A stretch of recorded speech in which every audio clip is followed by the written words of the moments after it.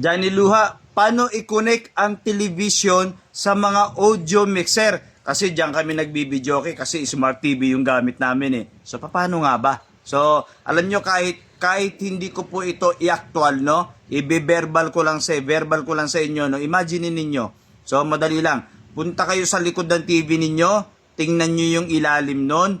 Hanapin po ninyo yung 3.5 jack, yung bilog na maliit yun eh. Nakalagay pa nga dun, phone, yung iba audio out, or yung iba nakalagay out, or meron pong sign niya na earphone headset, o yung headset na ating sign, may nakasign niya na gano'n, no? So, ilagay niyo po, salpak niyo sa TV niyo to, pak, no?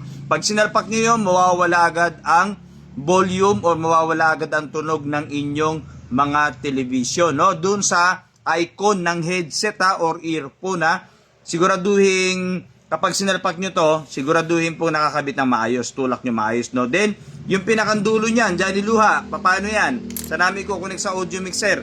So, merong mga audio mixer, kagaya ng ating IBDO or ABDO, dahil magkakaiba tayo ng audio mixer na merong input, ganyan, no? Input, halimbawa, so ito yung ating input, no? Lalagyan nyo ng RCA. So, kung nakakonek na to sa likod ng TV ninyo, nakasalpak na rin sa sinasabi ko na icon ng headset, i-connect po ninyo RCA dito. Yung pula at puti. Siyempre, yung inyong audio mixer, kung powered man to, hindi mo na kailangan ng amplifier, speaker na lang. Kung hindi naman powered to, yung output nito, siyempre nakakonek sa integrated amplifier mo or power amplifier para gumana, no? So, asan ang volume? Hanapin ninyo yung pinag-connect ninyo ng volume. No? Yan, halimbawa, ito yung CD. O, andito lang yan sa part na yan. CD volume sa kanyo volumean. Or, itodo nyo yung volume ng TV ninyo itodo ninyo. Kahit wala nang lumalabas kasi pupunta na rito yan eh. Volumean nyo lang to. Tutunog na po. Johnny Luha, ang problema namin, wala kaming ganyan yung RCA na sinasabi mo. Di tuturuan ko kayo. Ano pa ba ibang paraan, Johnny Luha? Pwede po kayo sa mga microphone input. No? Meron tayong microphone input or yung line kung ganito ang inyong, yung iba Yamaha no? So kung ganito ang inyong audio mixer sa line. So, yan. Lagay nyo sa line. Yan. Pag nakalagay kayo sa, ang tawag dito ay microphone input. Okay?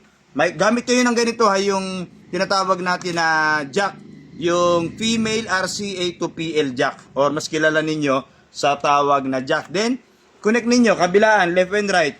O itusok ninyo dun sa likod ng TV ninyo ulit, dun sa may icon.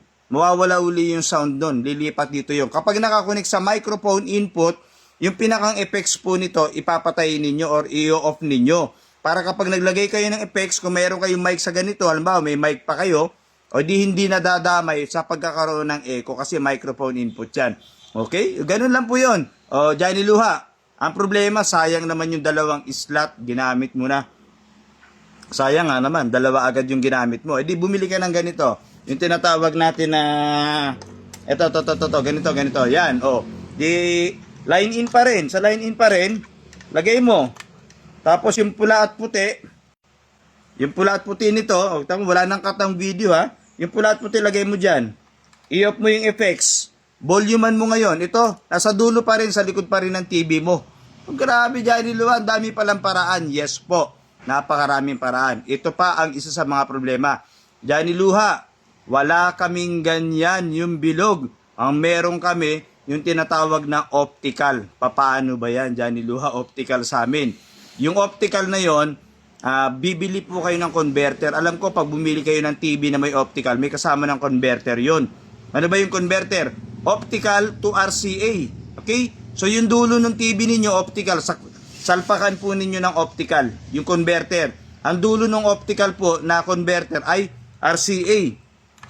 So, ang gagamitin ninyo ay RCA to RCA na. Ito yung nakakunik dun sa optical converter, yung dalawang RCA. Yung dalawang dulo naman nito, halimbawa, yung dalawang dulo nito, nakakunik dito. Or nakakunik dito sa line in. Or nakakunik dun sa pinapakita ko sa inyo kanina na ganito. So, alam nyo na, kahit hindi ko i-actual, alam nyo na po kung paano i-connect. Kasi, nagkakaiba-iba lang tayo ng cable na ginagamit. Depende po iyaan sa ating mga television. May mga TV na optical, may mga TV na 3.5 jack.